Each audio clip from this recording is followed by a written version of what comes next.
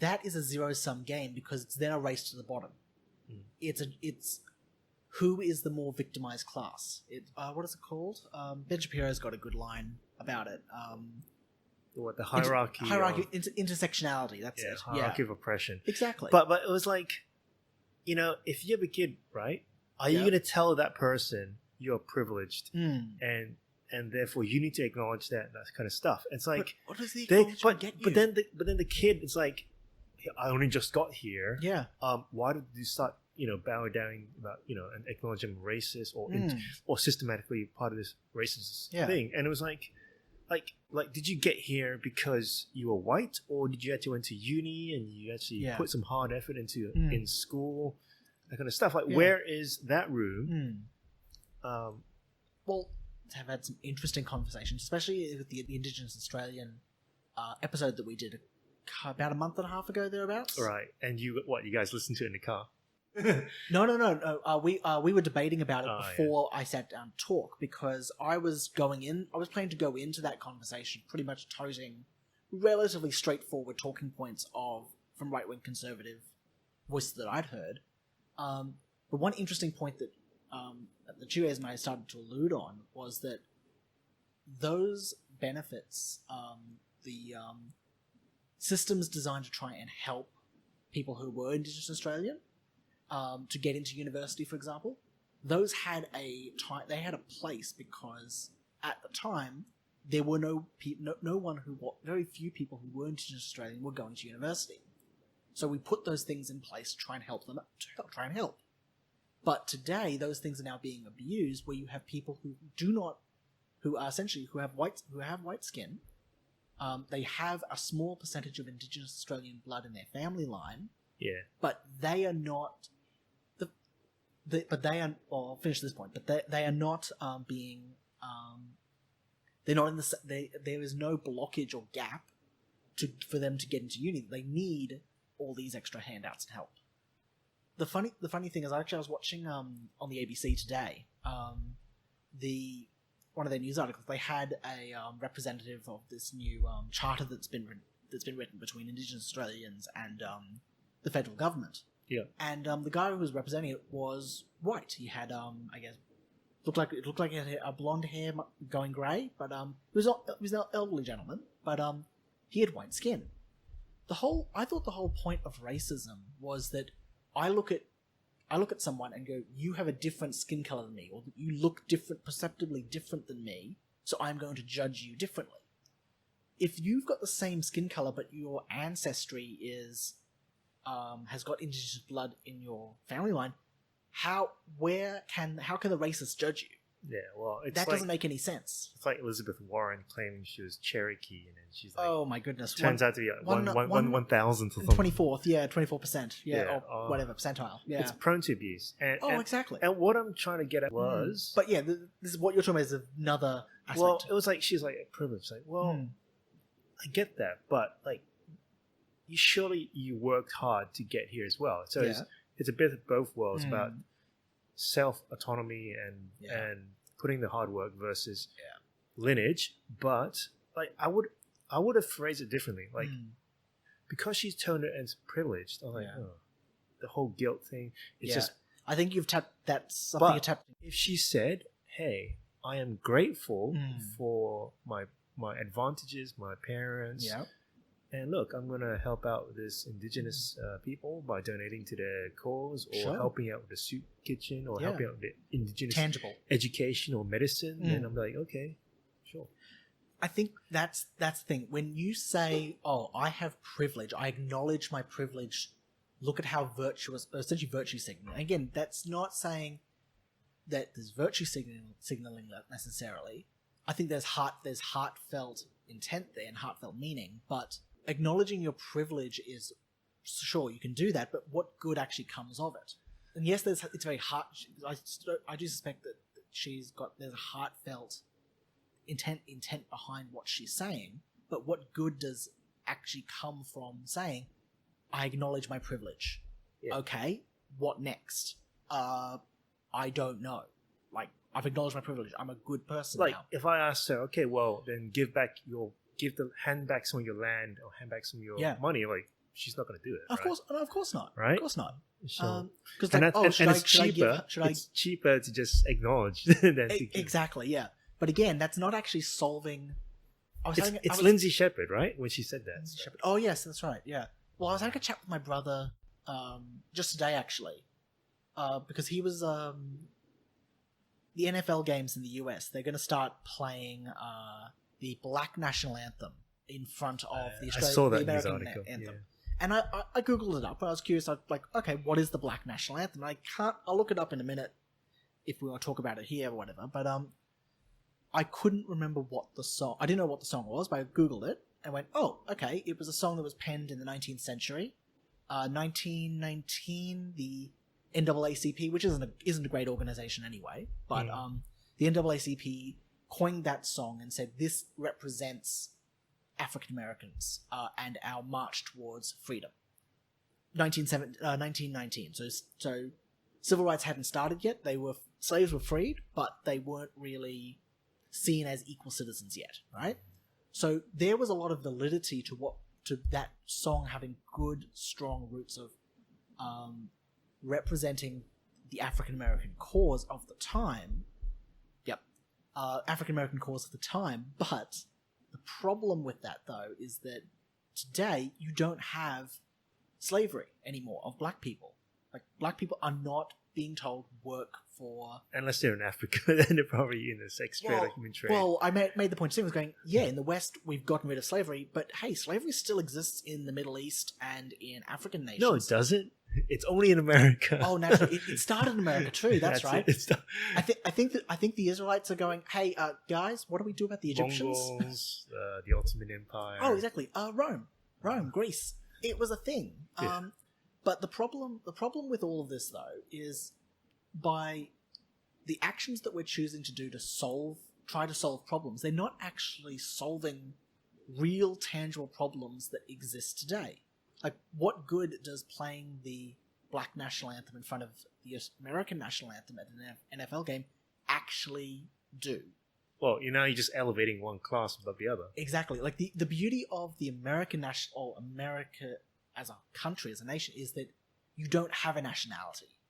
It's not, I am white, I am black, I am British, I am Irish, I am Protestant or Catholic or whatever have you. It was, we have shared values, shared common ideals and values that we live by. And you left your race, your creed, your nation, you left that behind and went, we are now American. Mm. That was something unique, especially for the time. And that's what I think what the American national anthem represents, is that we are one people, not divided by our all these different labels and names that we and groups that we put ourselves into. We are one. Yeah. But you're right, by elevating one class over the other, black over white or white over black or whichever one you want to do, what good actually comes from it? Nothing but resentment. Yeah. Yeah. Right.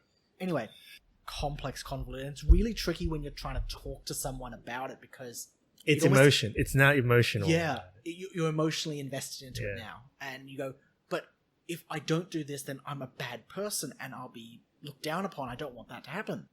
But it's not like Black Lives Matter movement has all the exclusivity to tolerance, peace, acceptance of blacks. Yeah.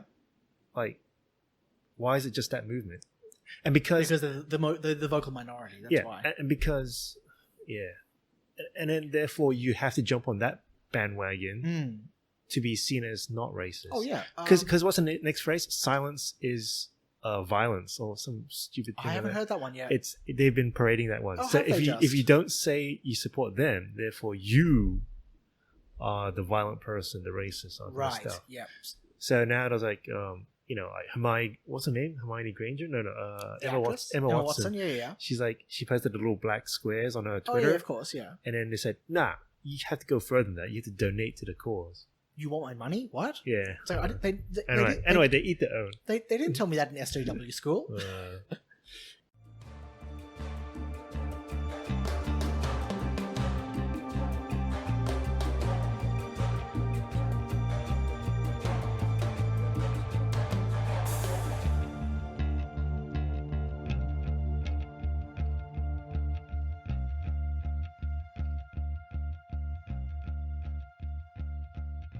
welcome back to the Fire and Desert with myself, Johnny, and Pat. How you going? Hey, how's it going? Pretty good. All right. When I look back on the month of May, there appeared to be a sense among the community that perhaps the world went mad. As the world looked towards the end of a period of self-isolation and were fidgeting whilst we stared at our screens, where the media feed us the daily statistics on infection cases, countries feeling overwhelmed, it appeared that it was a matter of time until we broke. And break we did. Whilst the media and our neighbors condemned each other and were happy, the police arrested moms taking their children to the playground for presenting a health hazard. People finally snapped when we saw the video of George Floyd on the ground with a police officer's knee on his neck. So, I mean, you're pretty much familiar with George Floyd's case. Yeah, I am. All right, cool. I would, unless you've been living under a rock, I'm pretty sure everyone at this point has at least an understanding of what's going on. Yeah, I'll do a quick summary for the listener. Who knows when he will listen in. So, George Floyd, if you look it up this May 2020, so what he got caught was he was passing a counterfeit $20 note for cigarettes. He grew up in Houston. He played sports in high school, held several jobs being hip-hop artist, truck driver, bouncer. He was a security officer, but lost it during COVID-19. He has a criminal history as well between 1997 to 2005, involving drug possession, theft, trespass, and for armed robbery. And he actually contracted COVID-19. And the video that is pretty famous is of a white police officer putting his knee on the guy's neck, and eventually he passed away. Yeah. I think it was more suffocation rather than breakage of yeah, I think so, yeah. Well, again, you've got the video where he was saying, I can't breathe. Yeah. So, yeah. I think the coroner said that, yeah, pretty sure he said suffocation. But not only that, but you also have several other white officers sort of being present, and they've noticed that, but they haven't actually stepped in, told him, or told the police officer, going, this is not right. Yeah. This is not a legal. Well, I certainly hope that this was not a legal move that was taught essentially in your police handbook. Yeah, I don't think it was. I'm pretty sure it wasn't. But no one, at no point did the other officers step in and say, "Hey, this is wrong." Yeah. So. Well, obviously tragedy occurs. Yeah. Yeah. So we had the riots. Yeah.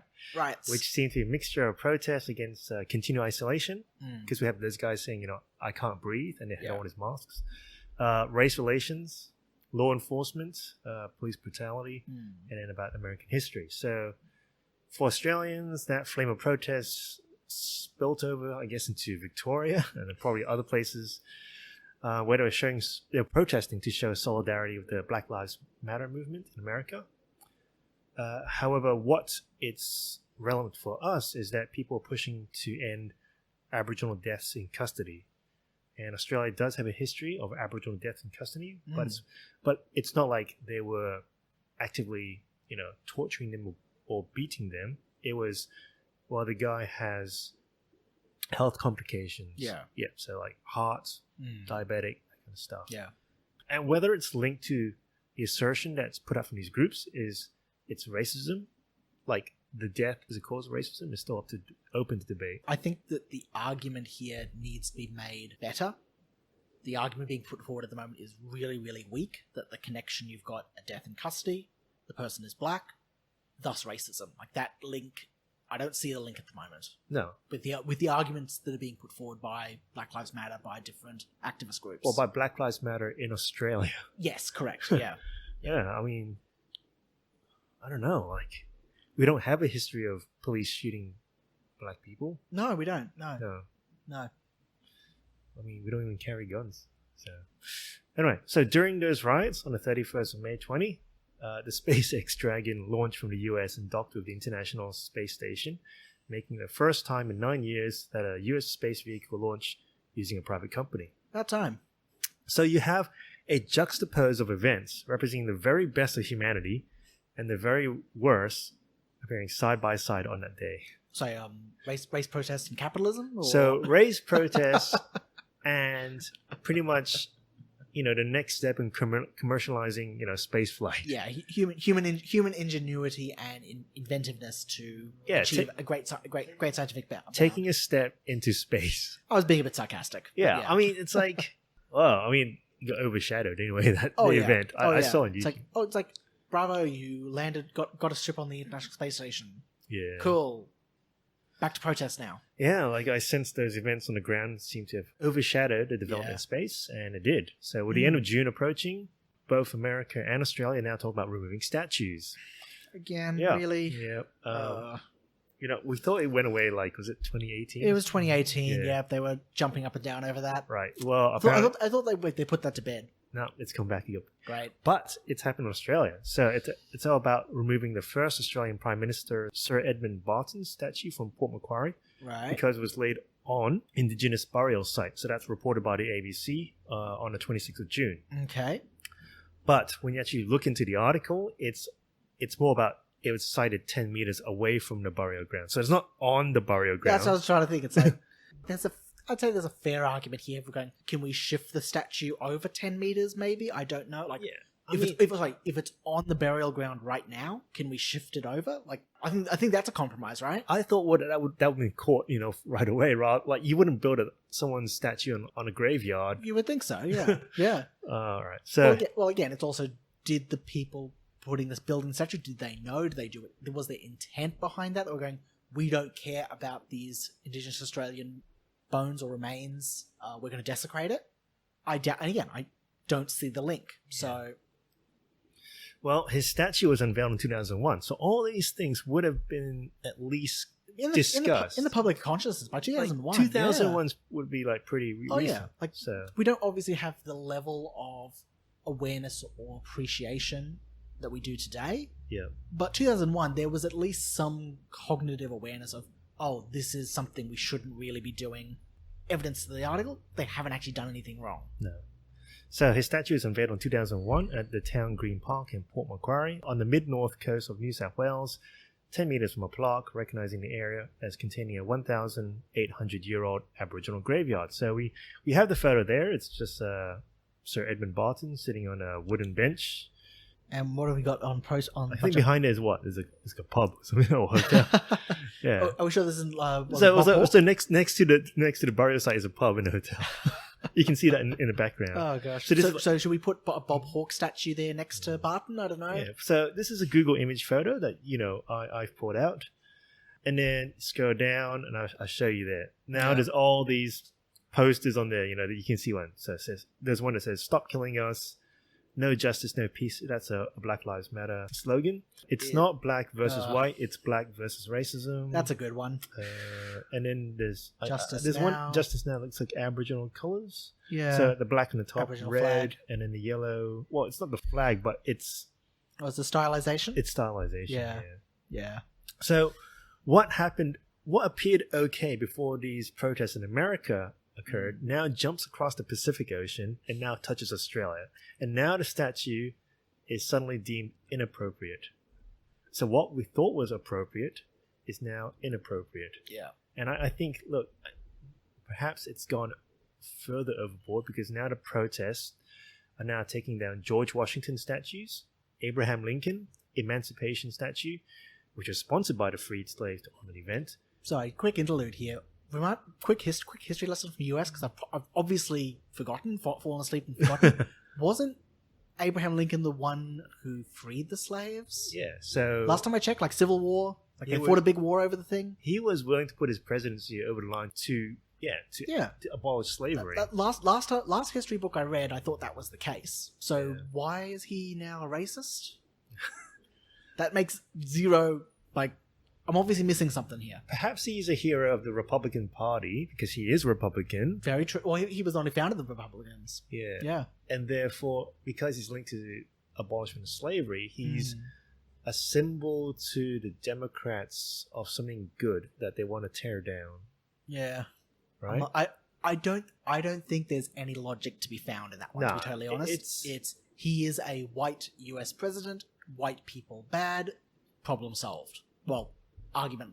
There's your argument, unfortunately. Yeah. And it's a really, really destructive one to boot as well. So, have you looked at the Emancipation statue photo? Yes, I have. Yeah. So it's like Abraham Lincoln. He's standing there. He has his arm out. And then, depending which angle you are, you can see the black African slave He's crouched. He has a chain on his arm, but the chain is broken. And that statue was sponsored by the freed slaves to honor emancipation. Yeah. And what I'll do is I'll play a video from the guide here. People tend to think of that figure as being servile, but if you second look, you will see something different perhaps. That man is not kneeling on two knees with his head bowed. He is in the act of getting up, and his head is up, not bowed, because he's looking forward to a future of freedom. People have said, well, he's chained to Mr. Lincoln. Closer look, you will see that while there's a shackle on his right hand, he is holding the end of a broken chain, which means he has taken his freedom. He now realizes he's free. So I say, leave it, let it stand. One of the ladies who's trying to counter-protest because they want to tear down that statue there. Of course they do. Yep. If you did not know the history of the statue and you looked at it, it looked like, Abraham Lincoln was sort of like lording over this person. When I first saw the photo, that looks really weird. Why did they choose that? Yeah. But as we just heard in that video, there's a beautiful message and story being told in each of the different elements, from the slave starting to rise back up, the broken chain, all these sort of things. So he's kneeling, but he's in the process of getting up. Yeah. So it looked like that in the first place. And that's what this American woman was saying. And she was trying to counter-protest. And then and obviously that attracted some attention. Oh, naturally. And he had the Black Lives Matter movement, and he had a counter-protester who was like a tour guide. Okay. So we'll show you that one too. I own my own business, sweetie. What you got? What you got? You go out here, but tell me the history of the South. You don't even know the history. You don't even know the history. Yes, I do. Tell it to me then. What do you know the history? Why? Why? Who paid for it? Who paid for it? Who paid for the statue? Who paid for it? Who paid for The it? same person we talking Who about. paid for So it? why are we fighting? Who paid for Why it? are we fighting? You look just like me. Who You be uniform. Who paid Why for are you it? fighting me? You are fighting. You two are fighting because divide and conquer has Why are people. you fighting me? I'm not fighting you. I'm actually here on your Brother, no, side. here's the thing. Brother, here's the Step problem. out the way. Any voice that is dissenting, they gonna reject you. Any voice that's gonna object to, they gonna, brother, any voice that see what I'm saying? Oh my goodness. Yeah. So, but what happened was that you see, I don't know what is she black? I can't. She doesn't. Yeah, I'd say African American. African American. Some African American Black Lives Matter. Yep. Lady with a mask on. She's dressed all in black, and then she has I don't know, was it a beanie or like a backpack or something? bandana? And then you have a counter protester wearing with the sign that says DC. Well, he's the tour guide. Yeah, he's the tour guide. I'm trying to see what it actually says on the thing. Oh, it's Black DC Tours. You Black see it? DC Tours. Yeah. He looks like, well, he looks smartly dressed. He has a white long shirt, and then he has a vest. Is it like a cap on top? Yeah. Well, she seems to be more aggressive, saying, Oh yeah, like he's trying to tell her the story. He's trying to tell her the story, explain the story of the statue. yeah, And well, her core argument is, why are you fighting me? You're black, just like me. like you can tell by the tone that she's more aggressive than him. And all he's saying is like, who paid for it? Like, what is the history behind it? Yeah. Because if you listen to the first lady, it was, and you also actually did your homework, that it's sponsored by the freed slaves. So it's meant to honor that rather than condemn. Yeah, rather than condemn. belittle. Because if you took it at face value, then it's like, no. And you've got the third guy as well. I think he's the third guy that enters into that debate as well. He's trying to mediate the situation as well, but I think he's dressed as Frederick Douglass. Yeah, and he's trying to say, look, you guys are arguing, and this whatever movement is coming in is trying to divide the Black American people. Trying to divide and conquer. Well, it's a mark of irony that you've got one black woman yelling abuse and profanity at another black man, and she's claiming she's fighting racism. There's a great irony, I think, to that. Oh yeah. Because again, if you want to fight racists, cool. Go tell me who the racists are, and we'll go, okay, are they actually genuinely racist? Then I'll fight with you. Yeah. If not, though, you've got no leg to stand on. Yeah. And you've got a really poor argument. I think this particular micro protest illustrates that point perfectly, because we have got a situation where we've got a statue that is lifting up and humanizing black people when historically they were seen as not human or subhuman or worse. And we're looking at it going, that statue is something to be condemned. Well, only if you did not know the history of it, Yes. which is what this lady in the Black Lives Matter is trying to espouse. The fact that she's not answering him at all, because she doesn't know, when he's challenged by the guy here saying, well, who paid for it? Who made it? What does it mean? It's and again, the same people who I couldn't hear over the noise, but she's just saying the same people. It's like, white people? Well, no. And that's the real beauty of the statue, is that it was paid by the freed slaves, as per the first interview. Yeah. So what we'll see in this last video is the tour guide trying to explain to the protesters what was happening with, or what is the basic history of this statue. You see, a lot of people are out here talking about tearing something down that they don't even know the history of. If you're going to protest something, protest turning it back the way it was facing, which was the Capitol. That's the way that statue was facing. Y'all don't even know the history of this statue, but you want to tear it down because you are offended. I'm talking. Skirt. Listen, and let me say one other thing. To all of the people that live in the community, babe, I work for myself. Don't nobody pay me to do nothing. I do this for myself. And for all of the people in the community that's so upset, Give him the freedom why to speak, please. didn't you clean this statue up? Why haven't you cleaned up around it, community? You so upset and you want to tear it down, but you won't even clean up around it. Okay? It don't matter. Anyway, so yeah, he's angry that they don't know the history about it. Yeah.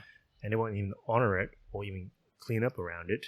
And you can hear some of the boos in the background by some people who are just, I guess, ignorant about what he's trying to say. I say this with a level of sadness that there is a massive education deficit problem in America at the moment, where if you talk to Americans, and it's not all Americans, but if you talk to a fair chunk of them, they don't know their own history. They haven't been taught it. They haven't thought to go and look for themselves at what the history of their nation is. And so they're ignorant. When they hear, oh, there's a statue commemorating racists, they go, well, I'm not a racist. I want to do the right thing. Let's go tear it down. If they stopped and thought, who was Abraham Lincoln? Who was he? What did he do? What is the statue representing? You go, hang on, that's not a racist statue. That's not commemorating a racist cause. And again, we get into some dicey territory because there are a lot of statues in the US commemorating war heroes who fought with the Confederacy. With the South, who were pro-slavery. They were fighting in the Civil War back in the 1800s for the preservation of slavery in the United States. See, I've also heard differently that sure, a lot of the Confederate soldiers did not even own slaves at all. That is very true. And they were more about states' rights rather than slavery. Yes. And initially, the Civil War was about states' rights. Yeah. But for the Union, it evolved into emancipation and freedom. Absolutely, yeah. Whereas the Confederates, it's sort of still stayed with states' rights. Because no one's saying, slavery, right? Of course not. No one's... I think at the end of the day, in order to own slaves, you needed to be a landowner, A, and B, you need to be extraordinarily wealthy. Not every single white person in America owned land and was excessively wealthy to own a small group of slaves. Yeah. So the common soldiers who were fighting with the Confederates, they lived in the South, thus they were fighting to defend their state from what they saw as a invading force from the North. Yep. I can totally understand that argument. I'm trying to remember, is it General Lee? Is it... I've forgotten his name. Robert E. Lee. Robert E. Lee. He was on the Confederate side, wasn't he? Yeah. Yeah. But he was more Virginian. It's fascinating because he fought with the American General Army at the time, but when there was this split between North and South, he went to defend his home. Yeah, so Abraham Lincoln offered him a position Yeah. with the Union, Yeah. and he said, "Well, I'm more of a Virginian man. Like, I want to go back to my state. I need to and, fight for my state." Yeah. And I can have a lot of respect for that. However, what his state was doing, what his state was advocating for, was evil. Where I think in the essentially the alternative American government that was put forward by the Confederates, because the Confederates had their own president they were putting forward as, here is our replacement to counter Abraham Lincoln in the White House. They had their own constitution. In their constitution, they did say, clear as day, well, one of the things we're fighting for is the preservation and the expansion of slavery in America. I think that we have an issue, one issue where both arguments of, was the Civil War over slavery or was the Civil War over states' rights? I suspect it was probably a bit of both. I think at the end of the day, you've got a problem today. A lot of those Civil War, we'll call them heroes for sake of the argument, a lot of generals and the commanders, they now have statues in the southern states commemorating them. Now, I can understand the argument of going, well, dude, you're commemorating someone who fought for the continuation of slavery. That's not a good thing. I think it was Trump. It might be Trump. I can't remember who came up with the idea or put forward the idea of, well, why don't we just put them in museums? Yeah. I think that's a good compromise, honestly. Yep. However, the Abraham Lincoln statue, that's a testament to history. A George Washington statue. Those are testaments to history. Those shouldn't be taken down. I mean, I was surprised to learn, what is it? There's a... So I know Germany, they had a Lenin statue raised recently. Yeah, well, there's a Lenin statue in New York City, in America, right now. Yeah. There's one of Karl Marx. Like, these are things that are there. Karl Marx... They have a far more dubious history than those guys. Karl Marx's philosophies were responsible for untold amounts of human suffering in the Soviet Union. Do we then hold him culpable for that? No, because he's a figure of the left, and he's Of course not. Exactly. Karl Marx. Exactly. Then you've got this massive blind spot that's now emerged because you're going, well, we need to take out these group people because these are bad people, but we're not going to take out our darlings because they're ours. Yeah. And you go, well, you can't have it both ways. Apparently you can. Well, apparently, sorry, correction. We're living in 2020. Apparently, you can have your cake and eat it too. Yes. Oh, it's like I saw the Gandhi statues being defaced as well. It's like he was a leader who tried to, push for Indian independence. Yeah. And he did it in the most peaceful way at all, through non-violence. Yeah. And he still got defaced as well. I would love to work out the logic for that one. I believe that was because his daughter, they were trying to clear out some of the Sikh extremists within the area. Sure. So it's in the article. Excuse me while I bang my head against a brick wall for a little bit. I'll come back in a few minutes. Yeah. All right. So what else is going crazy around us? Or what I think is has inflamed. You found more stuff? I have found more stuff. So, you got the World War I cenotaph in the UK being defaced as well. So, honoring the war dead. And people putting Black Lives Matter or racist on top of it. It's like, it wasn't even about that. It was about trying to fight, for freedom to preserve each other's country while imperial Germany was trying to expand out. Yeah, it was going like, oh, we'd like some of that. Yeah. So J.K. Rowling's. Oh, yeah. Her publishing agency has drawn attention. So her staff are trying to boycott her because she was supporting another professor who got banned basically for stating, biological gender is a real gender. But Johnny, we're living in 2020. You can't do that. Apparently you can. So J.K. Rowling's, right? So she is very progressive. She supports LGBT rights and the race rights. Well, obviously LGBT, not the T, obviously. According to other people, not the T. Even though she does acknowledge that it's hard for the T's. But, she's willing to reveal extra character history, like, Dumbledore was gay, Hermione was black, even though she was part of the vetting or was it a consultant on his first movies. Yeah. So Emma Watson was Hermione. Yeah, exactly. But yeah. she got swallowed up by these activists because eventually they could not change her mind anymore about biological sex. And she said that biological sex is real and supported this professor who was fired over some tweets about trans ideology. So eventually she got swallowed up as well. Yeah. No matter how woke you are, Yeah. you get thrown out. Well, you've got also, the guy who does The Tonight Show, Jimmy Fallon? Yeah. So he got caught doing a bunch of blackface Oh. skits From what? years and years, like easily, like I think like 10 years ago or something, in one of his skits. So he's now had to step down from the show. Or I think he's taken a sabbatical or something. Yeah. He got resoundingly chewed out. He's been taking pot shots at Trump for the last 4 years, going, it's like, hey, I'm on the left, I'm with one of you guys. And suddenly they're eating their own. You couldn't pass the ideological purity test. Yeah, it's tragic. Like, yeah, no, you push, to the 99% woke area, but you're not 100%. Therefore, you get thrown out. Exactly. Yeah, it's like our club is too elite for you. All right, cool. All right, so I was talking to someone about all the stuff that was happening, and it didn't really go anywhere because it felt like I was on the receiving end of an emotional torrent. And what we were talking about was some of the Black Lives Matter movement, and it jumped over to Australia.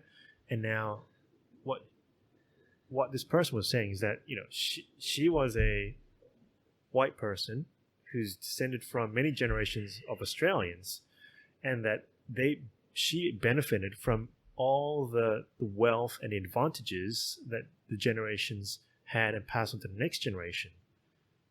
So therefore, she said she was privileged. Right. And I thought, well, maybe there's some kind of nuance in there. Is there any room for autonomy? Is there any room for hard work? Do we have to always acknowledge our privilege in front of people less unfortunate? Yeah. Because what I think makes a difference is, rather than saying privilege, which is the tone that the person said it was, is that I should be feeling grateful for what I have received, because we're all born with different advantages and different disadvantages. We're born with a deck of cards. Right? Life deals out a deck of cards. Life is generally unfair, but Yeah. you try to make the best use of it. And rather than trying to acknowledge it all the time, as in trying to acknowledge your own privilege, just be grateful. Try to be the best person you are and help other people. Yeah. Because if I challenge her and say, okay, why not just... Because what this Black Lives Matter movement is to acknowledge the privilege and then try to, say, put in repatriations. So give up your privileges and transfer it to other people to make this flat playing field. Wealth transfer. And it's like, well, okay, are you going to give up your house? Are you going to give up your car to the next indigenous person? No, of course not. I found that when I've come across this in social media, the Facebook, and just talking to some people, this isn't an uncommon belief about the privilege bit. Being so focused on the privilege rather than being grateful.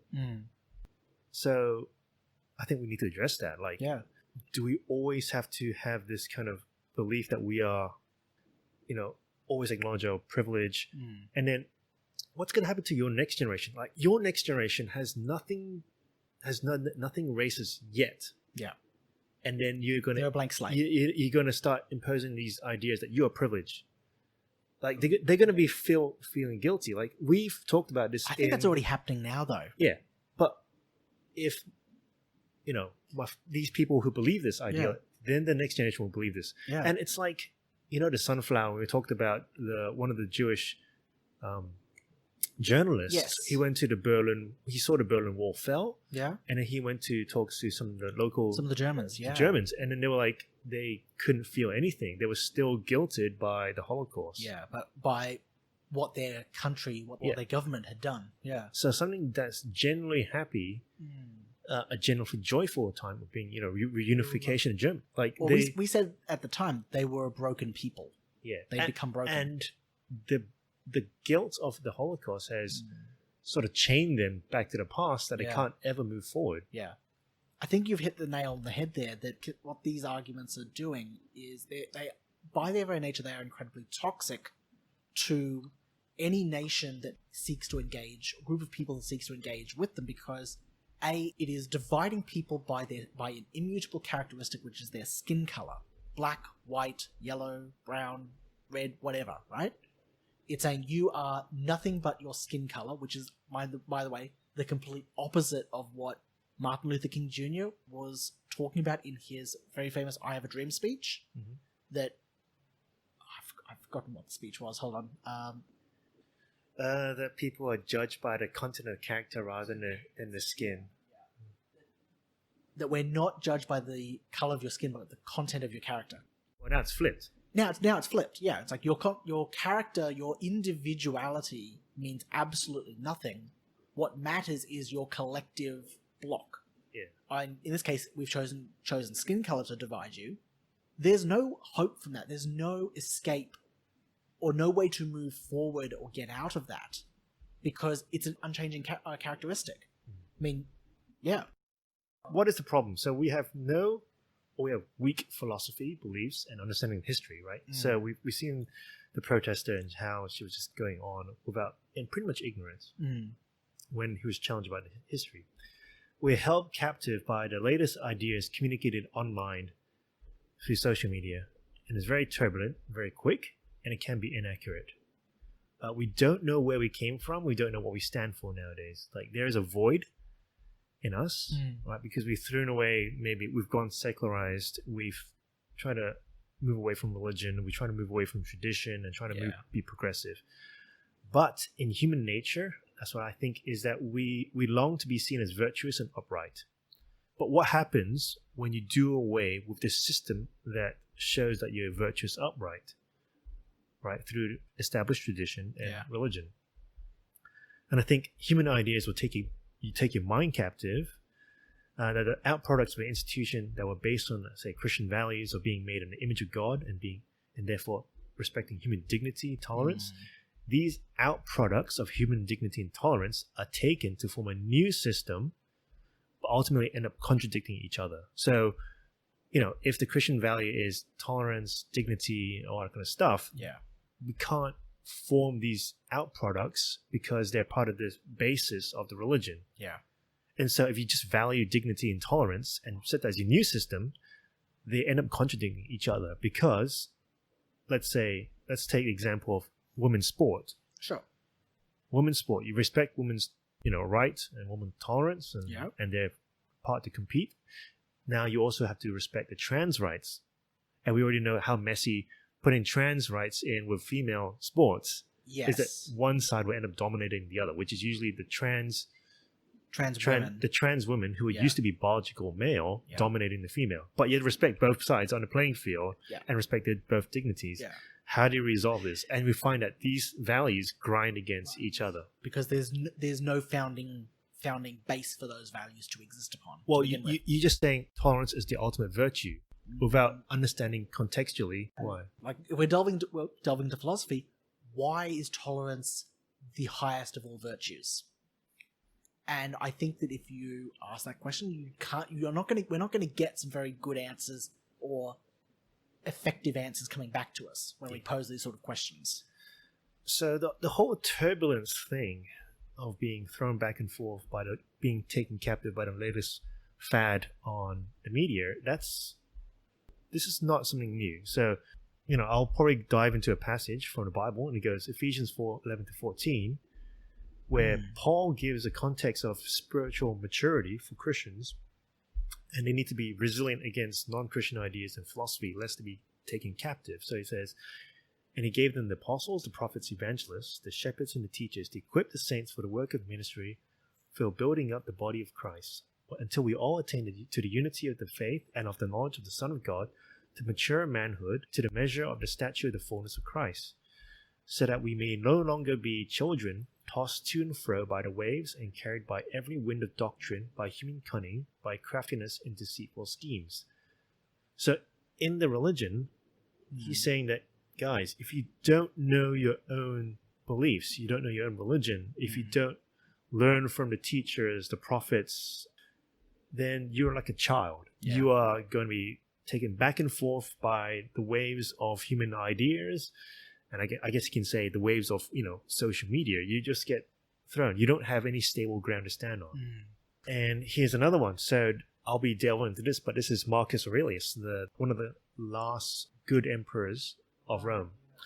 So he says, do external things distract you, then make time for yourself to learn something worthwhile. Stop letting yourself be pulled in all directions, but make sure you guard against the other kind of confusion. People who labor all their lives but have no purpose to direct every thought and impulse toward are wasting their time, even when hard at work. So be on guard of any external influence that will pull you in these different directions, right?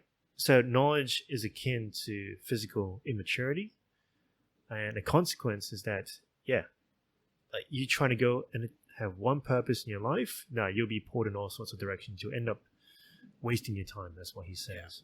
Yeah. And then he also says, concentrate every minute like a Roman, like a man, on doing what's in front of you with precise and genuine seriousness, tenderly, willingly, with justice, and on freeing yourself from all distractions. Yes, you can, if you do everything as if it was the last thing you were doing in your life. And stop being aimless. Stop letting your emotions override what your mind tells you. Stop being hypocritical, self-centered, irritable. You see how few things you have to do to live a satisfying and reverent life. If you can manage this, that's all even the gods can ask of you. I think something interesting, especially in this last quote, or this last quote you just read, is that it's a call to action. It's a call to purpose and meaning. And I think that is what a lot of faiths and philosophies alike all present to you. Yeah.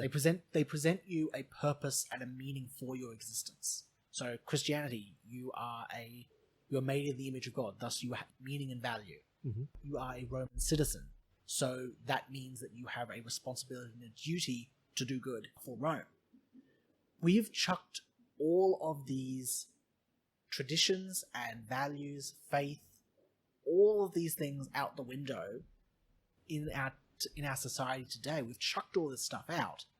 We're now left without a purpose. We're now left without a mission, something to strive for that is beyond ourselves. So we're trying to fill our life in with all of these little micro wars, micro battles, trying to find a purpose. Yeah, well, I think it's like if you have a void, if we've thrown away that what used to be accepted as good and traditional and of value, you throw that away. What's those same fumes are still inside your body, and then something stronger will fill it. And unfortunately, I think it's the Black Lives Matter movement, the pursuit for ultra tolerance. Yeah. So those last two quotes, they were from Marcus Aurelius, who is the last Roman emperor, and we talked about that. And he was also a champion of Stoicism. So what's your impression of Stoicism? I don't know a lot about it. Yeah. So I think most people would think it's like Buddha, Spock, Jedi, the monks, like they're like calm all the time, emotionless, poker face, that kind of thing. Can't express pleasure, can't express joy or grief at all. Yeah. And I think when you picked up that last bit about taking action, it's not that being secluded in the middle of nowhere. It's actually taking purposeful action. Can I just say, if I can get a phaser or a lightsaber and that's the deal for going and being stoic, then you know what? Sign me up. Oh yeah.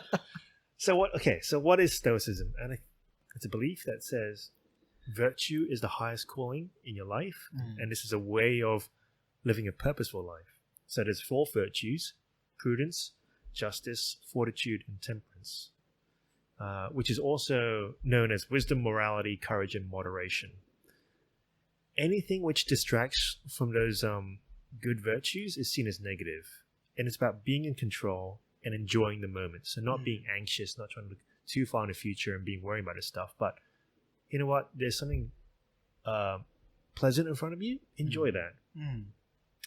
And so you had Marcus Aurelius, and you also had the slave Epictetus, who championed the school of this Greek philosophy. And in essence, so good virtues, there's bad virtues, and there are things that you should be indifferent about. Yeah. And perhaps though that last bit is something that can be applied to nowadays, so they don't get swayed back and forth by microaggressions. If they're so tiny, why are you fussing about it? On a scale, well, good coping mechanism I was taught was you're looking at a problem, put that problem on a spectrum of 1 to 10. 1 being the lowest, 10 being the highest. If it's sitting at like 1, 2, 3, there are ways that you can deal with that situation and move on, get over it. If it's a 7, 8, 9, 10, you know what? Then that's something to get worked up about, and then we go, okay, we need to escalate and do something more about it, right? But when you treat problem as automatic 10 every single time, regardless of its scale or regardless of what it is, you can't cope with that. Yeah. You'd self-implode. Yeah, I mean, and what better than to learn from a Roman emperor? So someone who's lived for 19 years of a empire which is characterized by political fighting, insurrections, invaders from barbarians. You know, for the emperor, life was public and well known, and you were held to scrutiny, held for large responsibility, and had to make major decisions. So Marcus Aurelius, we'll just quickly go through his life. He grew up with many teachers. A Greek actually introduced him to Stoicism, and it was said that from history that he studied philosophy with ardor even as a youth. For when he was 12 years old, he adopted the dress, and a little later, the hardiness of a philosopher, pursuing his studies clad in a rough Greek cloak and sleeping on the ground. At his mother's solicitation, however, he reluctantly consented to sleep on a couch strewn with skins. He received instruction, furthermore, from the teacher of that Commodus, who was destined later to be a kinsman of his, namely Apollonius of Chalcedon the Stoic. So what does that bit say? The bit about the rough Greek cloak, that's like the Spartans. So I don't know if you watched 300, where they're all just pretty much just dressed in like cloaks and battling it out. To toughen the Spartan warrior, they were to sleep on the floor. They ate black porridge, which was made of pig's blood. They ate coarse bread, had cold showers, and they only had a cloak as a clothing. So the idea is that you toughen up these warriors to make them strong by having them live a pretty much hard life or stoic life. Yeah. So he was made emperor after his father died. But instead of just taking all the power for himself, he actually raised his brother to be co-emperors and split the duties between themselves. And they both used their personal wealth to relieve a disaster. So there's a flood of the river Tiber, and they didn't use the country's fund. They actually used their own funds, their own personal wealth. They attended every court meeting to reform old laws while trying to make new ones. And they also actually tolerated free speech from the critics. You know, when you're the emperor, you have the right to execute your critics, but they actually, by being stoic, he actually endured and tolerated that kind of stuff. When there was one war that he waged, he used his own personal wealth and family treasure, like they're selling, family cloaks, clothing, to raise funds for the war rather than raise new taxes. And what he's famous for is writing a book called Meditations, which was actually not meant for publication, but was more of a journal that he kept while he was away from Rome and at war.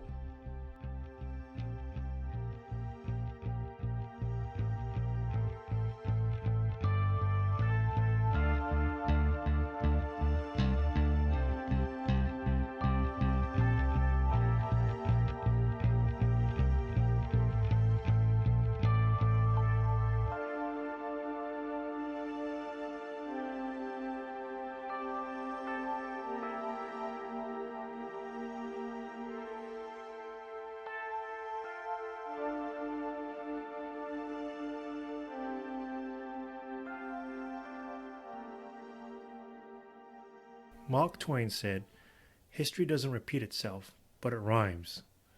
If the classical philosophers, early Christian fathers, and men like Marcus Aurelius were to look at the divided state of society, they would not be surprised. From what pattern I try to capture was that the anger and rage of the population is actually very natural, as people act on their instincts. Only through self-reflection, learning, and humility can one survive the storm of society as it invades our personal lives. It's actually very natural and tribalistic to flare up like the protesters. I think that's why it's very hard to capture all the thoughts and rationalize a protester's thinking. It's just that the anger and rage of humanity has taken a new form. When I see the behavior of the protester screaming at a tour guide about the Emancipation statue, it actually doesn't surprise me anymore. Rather, I admire the tour guide for standing up for his convictions based on history and facts. It takes real courage to pause and think to yourself, perhaps I'm on the wrong side. And now, back to the show.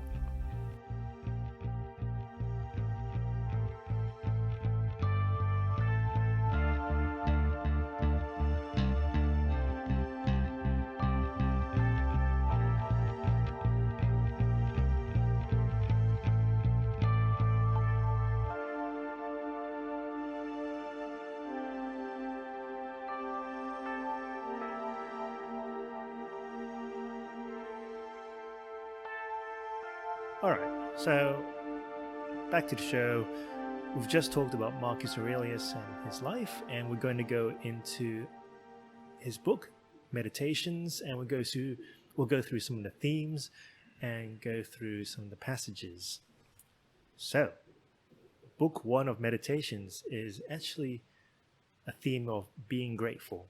And surprisingly, it is not talking about himself. It is actually acknowledging his family, his teachers, his friends. So it goes, my first teacher, not to support this side or that in chariot racing, this fighter or that in the games, to put up with discomfort and not make demands, to do my own work, mind my own business, and have no time for slanderers. Those are pretty good things to learn, and he acknowledges it to his first teacher. This is actually a good tip, not to choose sides, be hardworking, put up the demands of the work, have no time for bad mouthing. Maximus, doing your job without whining. Generosity, charity, honesty, the sense he gave of staying on the path rather than being kept on it. A sense of humor. So again, people think Stoicism, we think like, Spock, we think of, Buddha, we think of Jedi monks and those kind of people. No, you know what? Being Stoic also means having a sense of humor. He acknowledges it, he appreciates it. My adopted father, so it was actually the previous emperor before him. He was also considered a good emperor of Rome. He attributes his respect for people who practice philosophy at least, those who were sincere about it, but without denigrating the others, or listening to them. His ability to feel at ease with people and put them at their ease without being pushy. Self-reliance, always, and cheerfulness. This in particular, his willingness to yield the floor to experts in oratory, law, psychology, whatever, and to support them energetically so that each of them could fulfill his potential. So he's learning from the previous emperor, tolerance, letting other people practice their own beliefs. Don't badmouth them, and don't listen to anyone who badmouths them. So don't listen to those critics who would badmouth those people practicing philosophy. You think, being emperor, you get to have your own way, but it's like, I don't have to be pushy. I can always be self-reliant. I'm always happy to delegate or yield to the experts, so I'm not always having to hold everything too close to myself. So he starts off with book 1 being grateful and actually learning from the past. Those are some very good values that we too should hold ourselves. I think you raise a good point there, that if I contrast this attitude to what we see today, everything is a competition. Everything is a race to get on top of other people and get ahead. I make a post on social media, on Facebook. I'm constantly looking for how many likes I get as compared to my friends, or as compared to people posting similar things to me. It's always this race.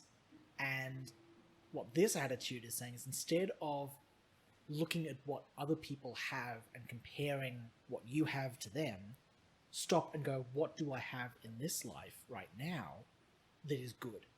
Yeah. And be grateful for that. That's the first thing you do, because then you go, oh, I might not have as much stuff or as much as the person over there, but I've actually got a lot of good stuff here right in front of me right now. I can strive to achieve more, absolutely, but where I'm at right now, it might not be perfect. There might be bad stuff going on, but I can find the positive. I can find small glimmers of good within all of the mess. Yeah, and it's, that nuance between being grateful and feeling advantaged and privileged, and therefore sort of, I would say there's a little bit of guilt there, because you're now seeing that because you're privileged, therefore you need to acknowledge it, which is what I've been getting to a few conversations about. Yeah. For Marcus, he stayed in power with his own skill because of his experience from his learning. He was grateful. He learned the lessons from the previous emperor, and it takes a certain amount of skill to stay as an emperor. Otherwise, you get assassinated. Yeah. Otherwise, you end up, consuming. You abuse your power. You're like Nero, or you're like one of the bad emperors. Yeah. Like, not many people know that. Like, if you remember the movie, and it's based on history, is that Marcus Aurelius, he actually didn't do quite a good job as being a father, because his son was Commodus. Oh yes, that's right. And if you remember the movie, Gladiator, right? Gladiator, yeah. So his son was like a numbskull, effectively, to put it and abusing his power and just spending all his time in the gladiator games. Yeah. Whereas I've done dug a bit of history, but Marcus Aurelius was actually, he was signing documents. He was still doing work in front of the theater, in front of the races. Like, he was, and people actually made fun of him for that. Yeah. Like, he was like, okay, I'm not, maybe he's a bit of workaholic, probably. Taking homework in front of the TV or something like that. Yeah. Well, I guess for all his good attributes, I guess he can still be called human. Oh wait, hang on. Didn't the Roman emperors think they were gods? Yeah, I believe so. Yeah, I think they suffered from the same problem with the Egyptians. But I don't think he thought himself as a god. Like, if he's taking that Spartan kind of lifestyle. Well, if you're going to write, and we do the same thing with a lot of books, we have an acknowledgements page usually at the start of the book. We have the same sort of thing with books, where if you are an author and you write usually it's one of the first pages when you open the book up, is that you have an acknowledgements page. Sometimes it's at the back, but what Marcus Aurelius has done is, when he's sitting down to compile his book, the very first thing that he does is he writes about what he is grateful for, and I think that is an attribute. Is that virtue? That is a virtue. Yeah. That is quite admirable, and something that I think today that we can look towards. Yeah. Going, hey, is there some bit of wisdom that we can glean from our forefathers that we can apply today? And that's the beauty of knowing history, so that we can look back and go, okay, what have people figured out before? How can we use that knowledge today? But it's also one more thing, is that I think people like to compare themselves with each other and say, because that person has that, I want to have that too. You should be comparing yourself with your previous past and see your progress. And that's being the grateful bit, and that's seeing how you've grown as a person. Yeah. Because if you're comparing yourself with another person, you're always going to be like greedy, or you're going to be like envious of that person has something that you don't have. Which is funny enough why I think if you go to the 10 Commandments in the Bible, one of those commandments is, and I'll just... Do not covet. Do not covet your neighbor's possessions. So... his wife, his donkey. One of the commandments there that addresses this exact flaw in human nature of do not covet your neighbor's possessions. I think that, in this case, I think that God looked at this and went, okay, human nature is, by default, is to desire what other people have around them. So pretty much he's writing a rule saying, this is bad, do not do it. Yeah. Because it'll lead to nothing but destruction. Yeah. All right. Anyway, next point. I digress. One thing he picks up on is life is temporal. He says, yes, keep on degrading yourself, soul, but soon your chance at dignity will be gone. Everyone gets one life. Yours is almost used up. And instead of treating yourself with respect, you've entrusted your own happiness to the souls of others. And I think that's sort of picking up the thing that we just talked about. Yeah, wow. Letting other people dictate your own happiness, letting other people judge you. Well, it's like, well, you only have one life. Why set the conditions for your happiness on someone else? Why let someone else determine the destiny of your own happiness? Yeah. Next, even if you're going to live 3,000 more years or 10 times that, Remember, you cannot lose another life than the one you're living now, or live another one than the one you're losing. The longest amounts to the same as the shortest. A present is the same for everyone. Its loss is the same for everyone. And it should be clear that a brief instant is all that is lost. For you can't lose either the past or the future. How could you lose what you don't have? And I think it's like, you can't change your past and your future. You don't know much about that future. Yeah. You only have the present. Make the best use of it because it's what you have at the moment. Yeah, life is temporal, and then to be swallowed up with unhelpful ideas, ideologies, I think you're wasting your own time. You're wasting your own life. Like, not many people get the chance of, you know, being like that Martin Luther King, and even he died at the cost of it. You know, you don't have those chances, or not many of us get those opportunities to write that bit, write that part of history. That's not to say that you shouldn't fight for it, but it's, you can do so much better than throwing your time at that. Well, there's also, yes, there are the grand players of history. We can look back through the history books and see all these giants sitting of doing great things, right? There's also the small things, the everyday things as well. The stereotype is walking an old lady across the street or rescuing a cat out of a tree or something, but I think those kind of capture the idea of there are small, grounded, everyday, selfless acts that they do. Well, I think it's because say that old lady thing, right? You're trying to walk the old lady across the street. How did that come about? Because you were walking across the street, you've noticed and you picked up that this lady needs help crossing the street. So you seize that moment in the present to walk her across.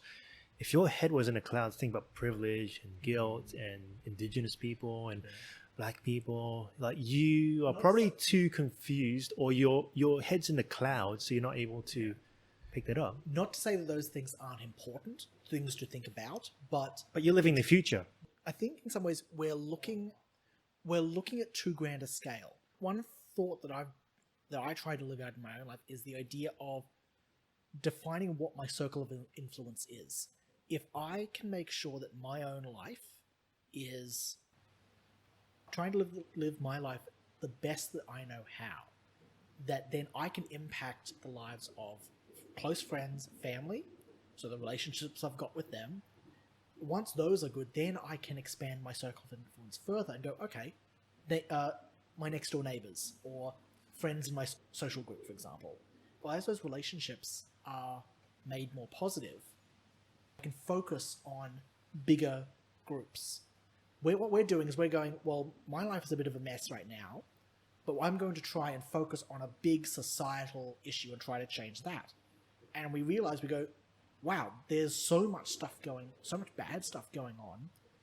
We don't know how to fix it. So we're going to voice and say this is wrong, but we've got no tangible way to actually execute change on that. Well, it's also the fact that if you can't even fix your own life, what gives you the right to fix other people's life? Because like, you're acting as a hypocrite because you're saying one thing but not even applying it to your own life. Well, it's the protests in Brisbane, the climate change protests we had last year, where they're sitting there protesting climate change while stopping traffic. Yeah. And the irony of irony is you've got all these cars pumping CO2 into the atmosphere because they're on the roads and they can't go anywhere. Yeah. There's an irony there. I find that quite humorous, but at the same token, it's quite sad because you're going, hey, pumping CO2 into the atmosphere is not necessarily a good thing. We shouldn't be doing it if we don't have to. But if you want to protest about it, cool. But your actions have contributed to more CO2 than they would have otherwise been. Yeah. So you've shot yourself in your foot. It's a classic case example of what I was just talking about. I'm just thinking climate change stuff will come back again once this corona stuff goes away. Yes, where is the climate change, the earth is dying stories, by the way? I'm missing those. We're too busy doing protests. Yes, funny enough, life was simple. The world was ending in the next 12 years. It's now. I want that. I want those stories back again. All right. Okay, next theme. Careful what I wish for. Next theme. People are misguided, and you should tolerate it.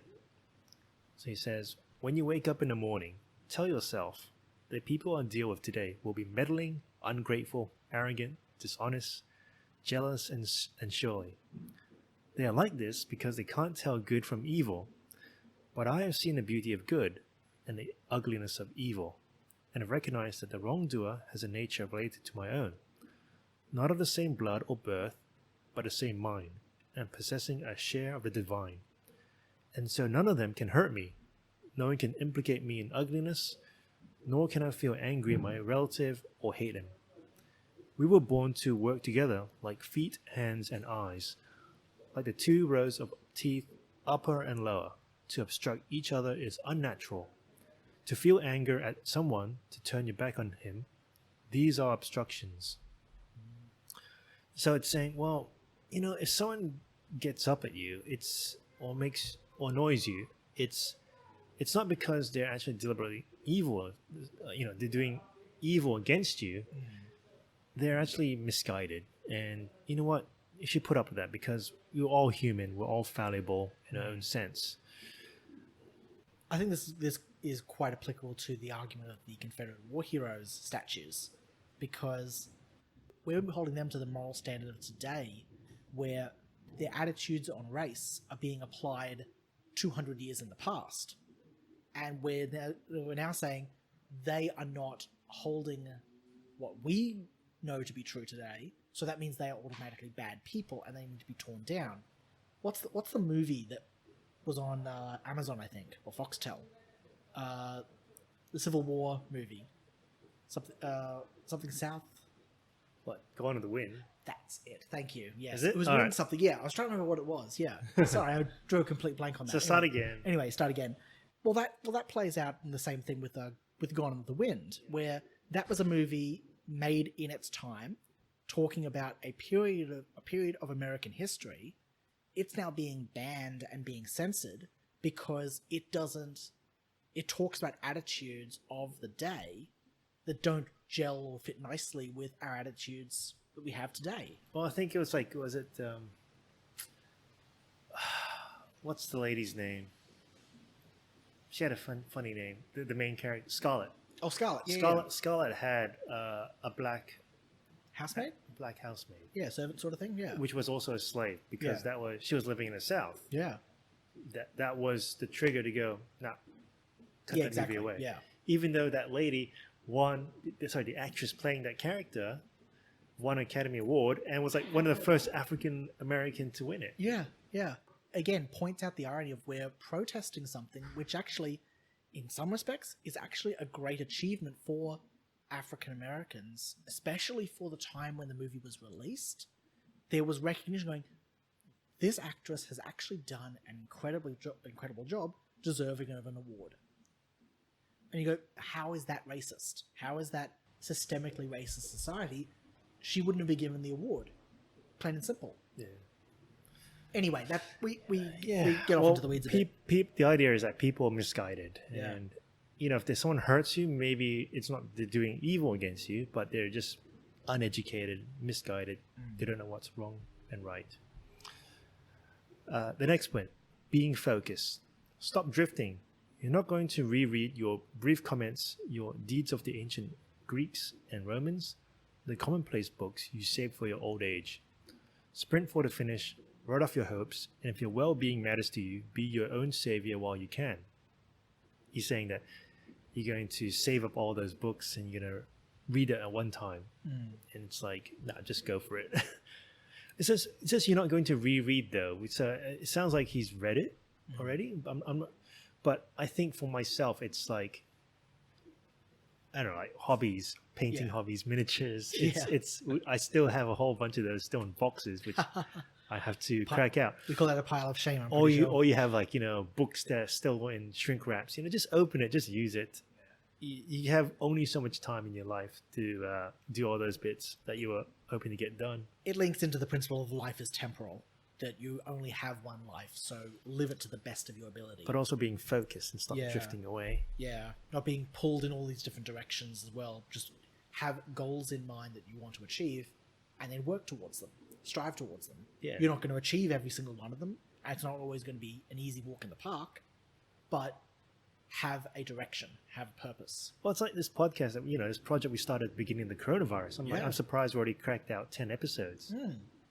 And it's just through staying focused, having a time to commit together, and putting in the hard yards to record, upload, and having it for you guys to listen to. So, Exactly. And we're very grateful for our audience as well. Yeah. Can't forget them. All right. How to tolerate. Someone despises me. That's their problem. Mine, not to do or say anything despicable. Someone hates me. Their problem. Mine, to be patient and cheerful with everyone, including them. Ready to show them their mistake. Not spiteful or to show off my own self-control, but in an honest, upright way. Like Phocion. If he wasn't just pretending. That's what we should be like inside, and never let the gods catch us feeling anger or resentment. So, tolerance is not just, I accept this race, I accept that race. It's actually the manner you engage with them. He's saying being cheerful, not fighting hate with hate, but to be kind, to show them where they fell short, and to be self-controlled, and just be open and be upfront. I think that certainly tolerance is a virtue. I do not believe it is the greatest virtue or a virtue unto it, like the greatest of all virtues. We've got a bit of an issue, I think, where we like to divide ourselves into camps, left and right, progressive, conservative, and each group likes to think of itself as we are the tolerant one. But what actually is happening, I think, I'm looking around the world today and we're going, no, actually, you're tolerant of people who agrees with what you think. You're intolerant of people who think different. True tolerance is actually going, hey, this is what I believe. Someone else believes something different. That's okay. We can agree to disagree. And he's saying that's their problem, not mine. Yeah. So if someone doesn't like you, it's not a problem with you. It's sometimes it might be them. Yeah. And it's just, growing a thicker skin and just being happy and just saying, no, I disagree and this is where I think you were wrong. Yeah. And he's not being spiteful with it. He's not being angry towards it in the way he delivers that education piece to them. Yeah. Another theme, to be in harmony with the world, being at peace and cheerful. So he says, what is divine is full of providence. Even chance is not divorced from nature. From the inweaving and unfolding of things governed by providence, everything proceeds from it. And then there is necessity and the needs of the whole world, of which you are a part. Whatever the nature of the whole does, and whatever serves to maintain it, is good for every part of nature. The world is maintained by change, and the elements and the things they compose. That should be enough for you. Treat it as an axiom. Discard your thirst for books, so they don't die in bitterness, but in cheerfulness and truth, grateful to the gods from the bottom of your heart. Yeah, it's just enjoying that moment, understanding that the world is changing, and that's just part of nature. Yeah, it's sometimes you can't stop it because it has to change. Whether it's the tide, whether it's the ocean, the tide comes in, tide comes out, and well, to put it also into a Christian context, is that God's given us this world to enjoy as well. So if we're worrying about all these other distractions and things going around us, half of the issue we're trying to fix all these problems outside. We are irreparably broken from the get-go. We haven't fixed ourselves. We haven't been able to recognize, yes, there is this brokenness. We need to figure out a resolution for that first before we can start focusing and trying to fix all these other problems. It's a recognition that, hey, it goes back to the first point of gratefulness, of find the things to be grateful for, and that's the first stepping stone. All right, the next bit. To welcome with affection what is sent by fate, not to stain or disturb the spirit within him with a mess of false beliefs. Instead, to preserve it faithfully by calmly obeying God, saying nothing untrue, doing nothing unjust. And if the others don't acknowledge it, this life lived with simplicity, humility, cheerfulness. He doesn't resent them for it, and isn't deterred from following the road where it leads to the end of life. An end to be approached in purity, in serenity, in acceptance, in peaceful unity with what must be. It's sort of that calmly accepting the fate that, you know, everyone will eventually die. This is probably where the detached from emotion that is often associated with Stoicism, your Jedi-ness sort of Neo approach kind of comes into play here. Because, you know, if you stress so much, it's like, well, are you lengthening your own time? Not really. Yeah. Well, again, links into the earlier point of being temporal as well. Yeah. Yeah. Or life is temporal. I don't know. Have you met anyone like this? No one springs to mind? No. Anyone for you? I think, I don't know if you've noticed like a Christian funeral versus a non-Christian funeral. So a non-Christian funeral, like they're always crying. It's always a tragedy. It's always stress, that kind of stuff. And then for a Christian funeral, it's like they know that death is just the next part of life. And so there's a peacefulness and a calmness in there. Yeah. The next bit is actually taking action. So it says, concentrate every minute like a Roman, like a man, on doing what's in front of you with precise and genuine seriousness, tenderly, willingly, with justice, and on freezing yourself from all other distractions. Yes, you can, if you do everything as if it was the last thing you were doing in your life. And stop being aimless. Stop letting your emotions override what your mind tells you. Stop being hypocritical, self-centered, irritable. You see how few things you have to do to live a satisfying and reverent life. If you can manage this, that's all even the gods can ask for you. To stop talking about what the good man is like and just be one. I quite like that one, actually. Yeah. So people think Stoicism is just like, you know, Buddha, you're sort of sitting there by yourself and trying not to do anything to harm the balance of nature. Yeah. Here Marcus is saying, now, you got to take action. Yeah. So we're talking about, you know, people think that Stoicism is living like Buddha, being, you know, reclusive, sitting by yourself, not harming the balance of nature, but it's actually taking action, taking purposeful action, because life is temporal. Don't let other people distract you with what they want to say.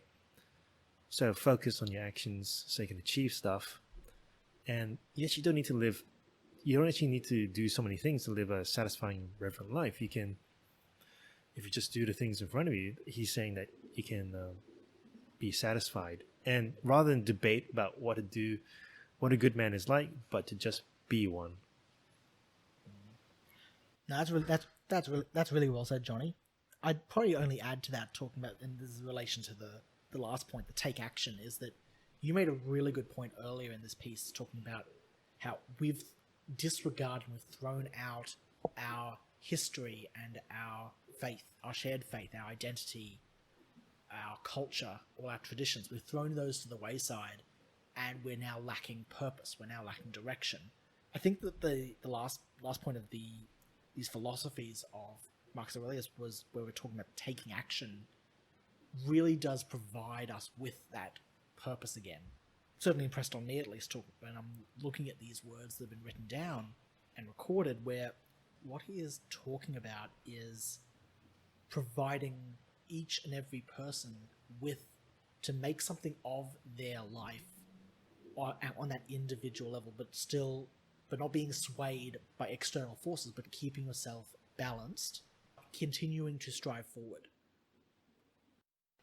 So what is my takeaway points, and why do we go through Marcus Aurelius's meditations? Because I think, you know, for him, he was a busy man trying to run the Roman Empire. It takes a certain character and skill to manage a turbulent empire. Barbarians at the gates. There's internal politics, strife. There's natural disasters. how did he become so successful for 19 years and to have a good name? And it's understanding that, life is temporal. There is one fate for the good person and one for the bad person. That is death. And that you use your time well, treat yourself, be at peace, don't let other people worry you. So it's probably a healthy or good practice of acting indifferent. And that's and the skill of acting indifferent according to the situation. So there's things that might, burst on social media, and it's like, well, what does that got to do with me? I don't need to be consumed in the debates that some guy stirs up on social media. Why not just save that time for yourself and enjoy it rather than hunched over your phone, trying to think of some good comments to fire back to show that you one up that person. Following the virtues of being a good person is what Stoicism is all about.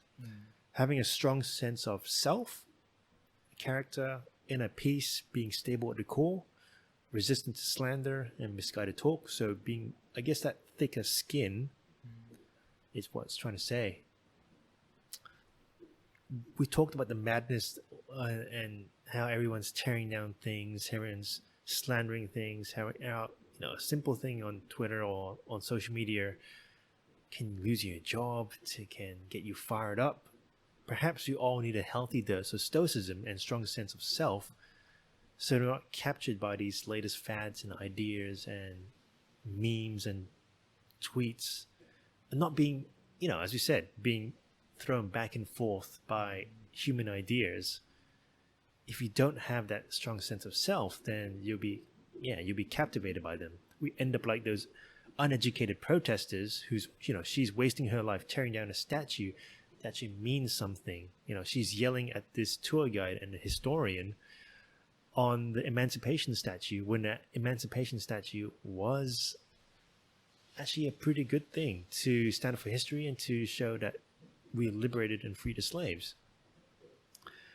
And so, I think maybe perhaps we squandered this self-isolation time. This time that we have to ourselves is wasted. That we had time to reflect, and to waste this time to think about all these things, it's like what Marcus Aurelius says: you're being torn back and forth.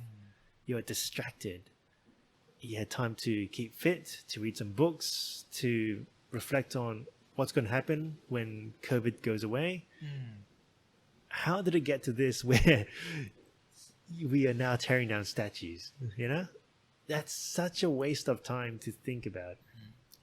Well, I think we've lost a bit of our ability to be introspective, to stop and slow down. And because we've lost a bit of that ability, we didn't recognize that the COVID lockdown was an opportunity for that. We got bored. We went, I want to be off doing something, doing anything, and because I can't, I'm getting bored essentially. So I think that's why we squandered a bit of that opportunity.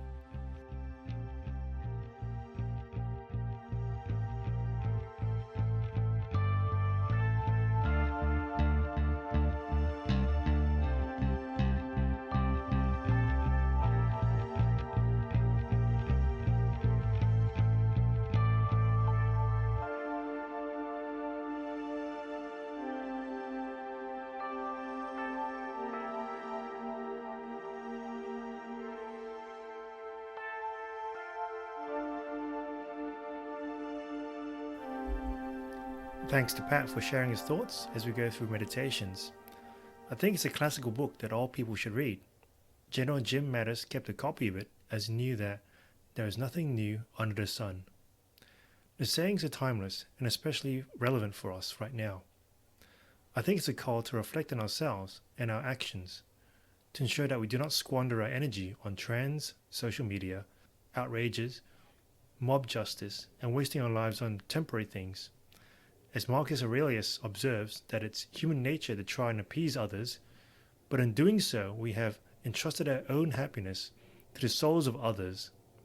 Life is short, so don't waste it.